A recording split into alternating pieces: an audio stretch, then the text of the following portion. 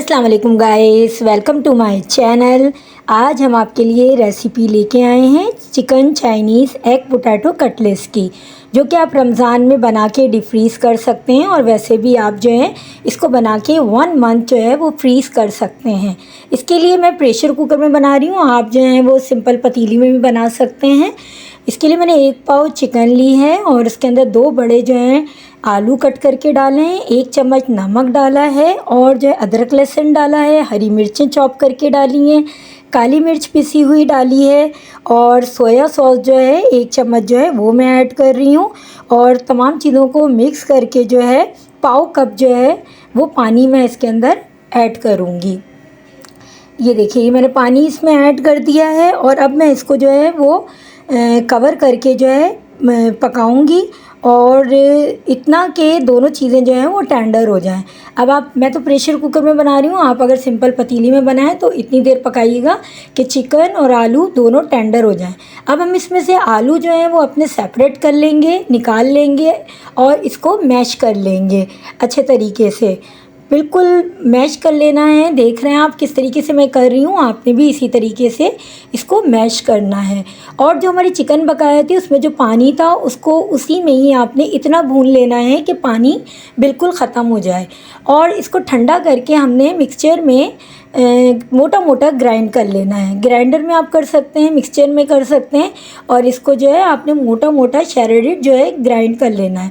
इसके साथ ही हमने जो है अलग पैन में हल्का सा ऑयल डाल के जो है 1 बड़ा प्याज जो है लिया है और 1 शिमला मिर्च बहुत छोटी छोटी सी बारीक बारीक सी काटी है और इसके साथ ही एक अदरक का टुकड़ा मैंने बिल्कुल बारीक बारीक इसमें काटा है और थोड़ा सा जो है लहसुन जो है वो बारीक बारीक काट के 1 अंडा जो है वो मिक्स किया है।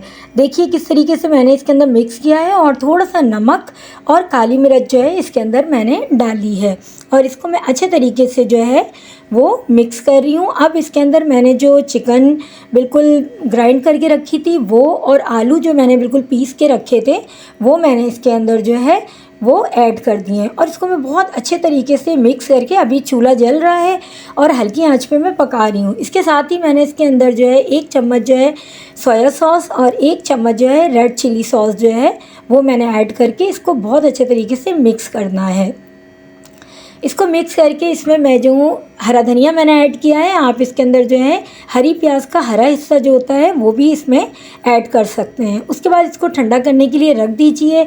जब ये ठंडा हो जाए तो इस तरीके से कबाब बना के हम इसके अंदर रख देंगे।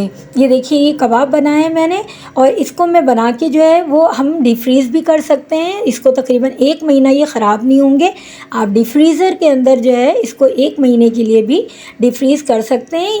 जब कोई गेस्ट आ जाए अचानक तो चाय के साथ पेश कर सकते हैं। वैसे ही आपने कोई सालन बनाया है उसके साथ आप निकाल सकते हैं। आपने तहरी खिचड़ी बनाई है उसके साथ आप सर्व कर सकते हैं। अच्छा, इसके लिए जो है वो अब मैं अभी फ्राई कर रही हूँ तो मैंने जो है वो 1 अंडा लिया है, उसको फेंट लिया, उसके अंदर मैंने ये डिप किए हैं और पैन में ऑयल लेके मैं इसको फ्राई कर रही हूँ। देखिए किस तरीके से ये फ्राई हो रहे हैं। अगर ये मेरी रेसिपी आपको पसंद आई है तो लाइक शेयर कमेंट ज़रूर करिएगा और मेरे चैनल को सब्सक्राइब लाजमी करें। इस तरह की बेहतरीन और क्विक बनने वाली रेसिपीज़ जो हैं मैं आप लोगों के साथ शेयर करती हूँ। देखिए, ये अलट पलट मैं कर रही हूँ, आपने भी इसी तरीके से करना है। दोनों तरफ से जो है बहुत अच्छे से ये ब्राउन होने चाहिए, काले नहीं करिएगा, ब्राउन करिएगा। ये देखिए, ये मैं अब सर्व कर रही हूँ। ये कितने बेहतरीन से जो है हमारे चिकन एग पोटैटो कटलेट जो है वो तैयार हो गए हैं।